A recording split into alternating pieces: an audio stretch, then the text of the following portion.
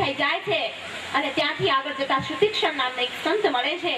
સુતીક્ષણને દર્શન આપી એમનો ઉદ્ધાર કરીને ભગવાન સુતીક્ષણ મુનિને ભગવાન દર્શન આપે છે. તો પ્રેમની અંદર મગ્ન થઈને સુતીક્ષણ ઋષિ ભગવાનને કહે છે કે હે પ્રભુ, મારે આજે આપની પાસે કંઈક જોઈએ છે. આપે મને વરદાન આપવાનું કીધું, પણ મને એ જ વરદાન આપો કે મને જન્મ જન્માંત પૂર્ણ પ્રેમ થાય અને મારા મનની અંદરથી એવું અભિમાન ના જાય કે હું આપના ચરણનો દાસ છું. આવા મને આશીર્વાદ આપો. ભગવાન ખુશ થઈને સુતીક્ષણને આશીર્વાદ આપે છે. પંચકુટીની અંદર રહે છે. ત્યારે એક દિવસ લક્ષ્મણજીને મનમાં કોઈક પ્રશ્ન થતા લક્ષ્મણજી ભગવાન રામની જોડે આવે છે અને કહે છે કે હે પ્રભુ, એક બાર પ્રભુ સુખ આશીના લખી મન બચન કહે છલની ના લખી મન બચન કહે છલની ના શુર નર મુનિ સચરાચર સાઈ मैं पूछूं निज प्रभु की नाई मैं पूछूं निज प्रभु की नाई. લક્ષ્મણજી ભગવાન એક સમયે જ્યારે બેઠા હોય છે ત્યારે ભગવાનને ખુશ જોઈને લક્ષ્મણજી ચરણની અંદર વંદન કરીને છલ રહિત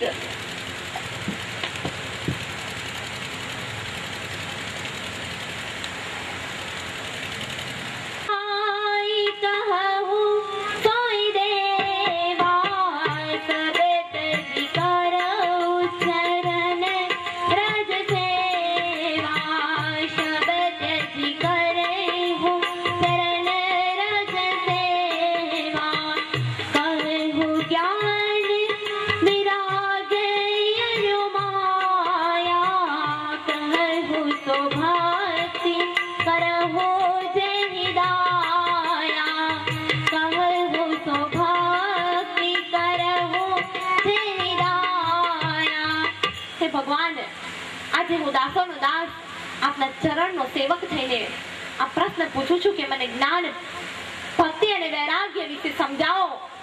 જ્ઞાન, ભક્તિ અને વૈરાગ્ય શું છે એના વિશે મને સમજાવો. લક્ષ્મણજી કહે છે, ईश्वर जीव भेद प्रभु सकल कहो समुझाई जाते होय चरण रति शोक मोह भ्रम जाय सियावर रामचंद्र की जय पवन सुत हनुमान की जय उमापति महादेव की जय बोलो भाई सब संतन की जय. જ્યાં સુધી સત્સંગ નથી મળતો ત્યાં સુધી આ જીવને માયાનો ભ્રમ દૂર નથી થતો. માટે હે પરમાત્મા, આજે મને પણ જ્ઞાન, ભક્તિ અને વૈરાગ્ય વિશે સમજાવો. ત્યારે ભગવાન રામ કહે છે કે હે લક્ષ્મણ, હું તમને થોડી વાતની અંદર ઘણું બધું સમજાવી દઉં. ભગવાન કહે છે, થોડી મેં સબ કહું બુઝાઈ સુને હોતાતે મતી મન ચિતલાઈ સુને હોતાતે મતી મન ચિતલાઈ મેં અરુમોર તોર મેં માયા જેહી બસ કી હે જીવન નિકાયા જેહી બસ કી હે જીવન નિકાયા. ભગવાન લક્ષ્મણજીને ઉત્તમ જવાબ આપતા કહે છે કે હે લક્ષ્મણ, હું તને થોડી વાતની અંદર ઘણું બધું સમજાવી દઉં છું. હું અને મારું, તું અને તારું આ જ માયાનું સ્વરૂપ છે. આ મારું છે, આ તારું છે. આ આશક્તિ ભાવ એ જ માયાનું સ્વરૂપ છે. જ્યાં સુધી આ જીવની અંદર મારાપણું રહેલું છે, મારાપણાનો ભાવ રહેલો છે, ત્યાં સુધી આ જીવ આ માયાની અંદર રહેલો છે. એવું જાણજો લક્ષ્મણ, કારણ કે આ બધું જ મારું આપેલું છે. આ સચરાચર સૃષ્ટિએ મારી રચના છે અને આ જીવને મનુષ્ય દેહની અંદર મેં આ બધી સંપત્તિ એટલા જ માટે આપી છે કે આ ધનની અંદરથી તન મન ધનથી જીવે, સદગુરુની સેવા કરે, સંતની સેવા કરે અને આ પોતાના પોતાના કર્મ જે જન્મ જન્માંતરના કર્મ રહેલા છે એ કર્મથી મુક્તિ પામે એટલે ભગવાન કહે છે કે મારું અને તારું એનું જે નામ માયા છે જ્યારે જીવને આસક્તિ થઈ જાય, આસક્તિ માંથી જીવ જ્યારે છૂટી જાય અને શક્તિપણાનો ભાવ એનામાં આવે, જ્યારે મારા દર્શન થાય અને મોહ છૂટી જાય ત્યારે જીવ આ માયાની અંદરથી છૂટે છે. આગળ ભગવાન લક્ષ્મણજીને સરસ જવાબ આપતા કહે છે. રામ કહે છે કે હે લક્ષ્મણ સાંભળો, ગો ગોચરે મને જા લગ જાઈ તો સબ માયા જાન ભાઈ તો સબ માયા જાન ભાઈ તેહી કર ભેદ સુનહું तुम तो विद्याय पर अविद्या दो, विद्याय पर अविद्या दो. ભગવાન રામ લક્ષ્મણને કહે છે કે હે લક્ષ્મણ, ગો ગોચર મને જા લગ જાઈ તબ લગ માયા જાન હો ભાઈ. ગો એટલે ઇન્દ્રિયો અને 11મું મન આ ચામડાના નેત્ર વડે આ જીવ પરમાત્માના દર્શન નથી કરી શકતો, કારણ કે ચામડાના નેત્રો જ્યાં સુધી વસ્તુઓને જુએ છે, જ્યાં સુધી બારે જુએ છે, એ બધું જ માયાનું આવરણ છે. પણ આગળ ભગવાન કહે છે કે વિદ્યા અને પરાવિદ્યા, એક વિદ્યાની ઉપર એક બીજી વિદ્યા રહેલી છે, ને પરાવિદ્યાને જ્યારે જીવ જાણે ત્યારે એ મારા દર્શન કરી શકે છે. એટલે કે આ મન પણ જ્યાં નથી પહોંચી શકતું, બુદ્ધિ પણ જ્યાં નથી પહોંચી શકતી, વાણી પણ જ્યાં નથી પહોંચી શકતી, એ ધામની અંદર જ્યારે જીવનું ત્રીજું લોચન ખુલે છે ત્યારે હે લક્ષ્મણ, આ જીવે મારા દર્શન કરે છે. જીવે મારા દર્શન કરી શકે છે જ્યારે એનું આ ત્રીજું નેત્ર ખુલી જાય તો ભગવાન લક્ષ્મણને કહે છે કે હે લક્ષ્મણ, ચર્મ ચક્ષુ વડે, બાણના નેત્રો વડે જ્યાં સુધી આ ચામડાના નેત્રો જોઈ શકે, જ્યાં સુધી એની ઇન્દ્રિયો જાય ત્યાં સુધી આ જીવ મારા દર્શન નથી કરી શકતો.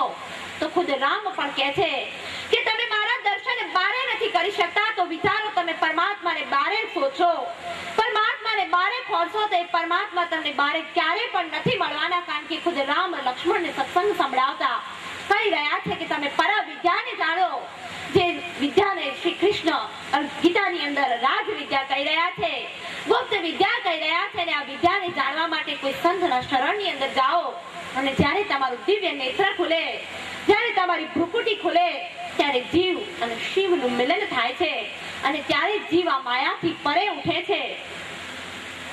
ત્યારે ભગવાન કહે છે જ્ઞાન માયને જહાં એ સકલ સુખ ત્યાગી તૃણ સમસિદ્ધ સકલ સુખ ત્યાગી.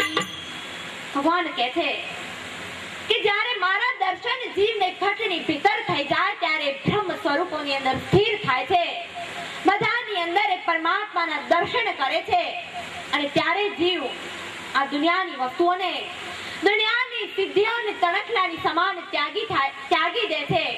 હે લક્ષ્મણ, જે તણખલાની સમાન રીતિ સિદ્ધિનો પણ ત્યાગ કરે છે, મારો નિષ્કામ ભક્ત બને એ જ પરમ વૈરાગી જાણો. બહારના વસ્ત્રોને ત્યાગી દેવાથી, ભોજનને ત્યાગી દેવાથી, નગ્ન અવસ્થામાં રહેવાથી, દિગંબર બની જવાથી, ફળ ફૂલ ખાવાથી કોઈ જીવ પરમાત્માની પ્રાપ્તિ નથી કરી શકતો. ભગવાન રામ તો લક્ષ્મણને અહીંયા અલગ જ રીત બતાવી રહ્યા છે કે તમે ગુપ્ત નેત્ર દ્વારા, ત્રીજા લોચન દ્વારા મારા દર્શન કરો કે જ્યાં માયામાં વ્યાપ્તિ નથી, જ્યાં મોહ વ્યાપતો નથી, એ મારું પરમ ધામ છે. હે લક્ષ્મણ, મારા દર્શન કર્યા પછી જીવ આ રિદ્ધિ સિદ્ધિઓને તણખલાની સમાન ત્યાગી દે છે અને આ દુનિયાની અંદર કોઈ માયા વ્યાપતી નથી. આ રીતે ભગવાન લક્ષ્મણને કહે છે કે માયા ઈશને આપ કહું જાન કહીએ સો જીવ બંધ મોક્ષ પ્રદ સર્વ પર માયા પ્રેરક શિવ સિયાવર રામચંદ્ર કી જય. પવન સુત હનુમાન કી જય, ઉમાપતિ મહાદેવ કી જય, બોલો ભાઈ સબ સંતન કી જય. જે માયા અને ઈશ્વરના સ્વરૂપને જાણતો નથી, જે જીવ અને શિવના સ્વરૂપને જાણતો નથી, એ જીવ આ દુનિયાની અંદર કર્મોથી બંધાયેલો રહે છે. એટલે મનુષ્ય જન્મ મોહથી મુક્તિ મેળવવા માટે મળ્યો છે. મનુષ્ય જન્મ તમને મળ્યો છે અસલી આનંદની પ્રાપ્તિ કરવા માટે. ખુદ ભગવાન રામ લક્ષ્મણને કહે છે કે જ્યારે મારા દર્શન થાય ત્યારે જીવે મોહથી છૂટે છે, ત્યારે જીવે કર્મોથી છૂટે છે.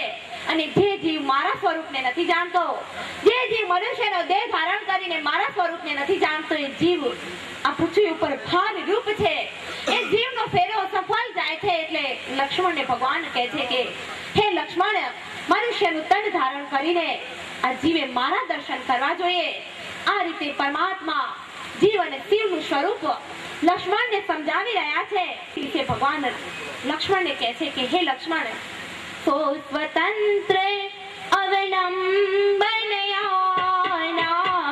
તેથી આધીન જગ જ્ઞાન વિજ્ઞાના તેથી આધીન જગ જ્ઞાન વિજ્ઞાના ભક્તિતાત અનુપમ સુખ મૂલા મિલે જો સંત હોય અનુકૂલા મિલે જો સંત હોય અનુકૂલા.